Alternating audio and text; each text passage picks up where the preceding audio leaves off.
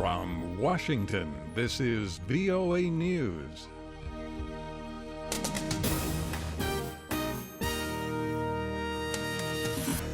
I'm Dave DeForrest reporting a Russia-United States memorandum of understanding goes into effect. That agreement forms a framework for both countries' military aircraft to maintain a safe distance from one another as they operate in Syria.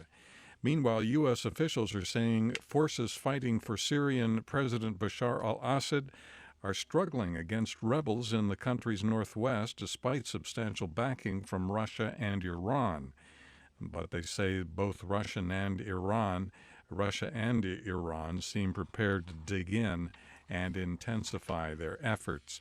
U.S. Secretary of State John Kerry will travel Wednesday to Europe and the Middle East in a bid to help ease escalating violence in Israel. The State Department says Kerry will consult with U.S. partners and allies on security issues, the threats posed by Islamic State militants, and continuing unrest in Syria and Ukraine. United Nations Secretary General Ban Ki-moon Tuesday called for calm during a visit to Israel and the Palestinian territories. Ban met with Israeli Prime Minister Benjamin Netanyahu and warned against what he called the misuse of force. He also said he remains deeply troubled by the Hamas and Islamic Jihad praise of Palestinian attacks against Israeli Jews. I deplore the random attacks against the civilians. Such terror attacks make every place unsafe and every person, regardless of gender or age, a potential victim. Ban Ki-moon. Security forces opened fire in the Republic of Congo Tuesday on protesters opposing a bid by President Denis Sassou Nguesso's bid to run for another term. The French news agency reports that at least 6 people were hospitalized with gunshot wounds after confrontations in the capital, Brazzaville. This is VOA News.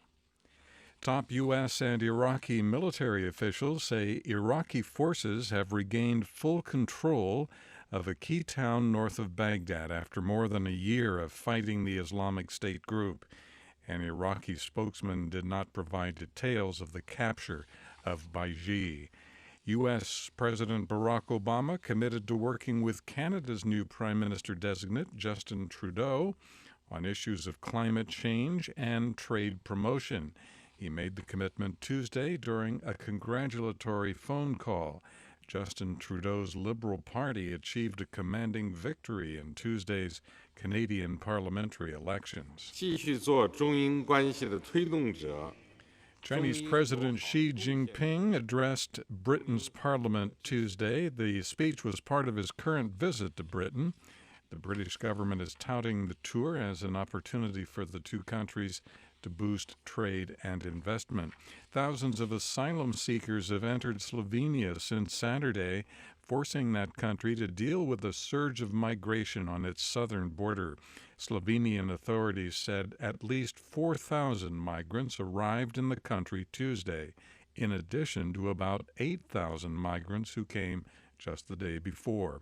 Meanwhile, the UN Refugee Agency is reporting more than 500,000 refugees and migrants have arrived in Greece after making the Mediterranean Sea crossing from Turkey. Lisa Schlein reports. The UN Refugee Agency reports a spike in arrivals in Greece as a result of a last-minute scramble by refugees and migrants to get to Europe before winter comes and sea crossings are no longer possible. But UNHCR spokeswoman Melissa Fleming notes more than 27,500 people on the islands are waiting to be registered or transported to the mainland. In the meantime, the crowds are increasing and sporadic violence is breaking out as existing reception facilities are unable to adequately register and screen this huge backlog of people. Lisa Schlein, Geneva. South Africa's superstar athlete Oscar Pistorius got an early release from prison Monday night, bringing his time behind bars to just over a year. His family made it clear that Pistorius is simply going from one prison to another. He's required to spend the remainder of his sentence under house arrest. Pistorius was convicted of the 2013 shooting death of his girlfriend Riva Steenkamp. Tanya Cohen, a lawyer for Steenkamp's relatives, says the family is not focusing on Pistorius. Nearly 400 mostly elderly South Koreans arrived in North Korea Tuesday for long-awaited reunions with relatives. They had been separated from one another since the Korean War. In Washington, I'm Dave DeForrest. That's the latest world news from VOA.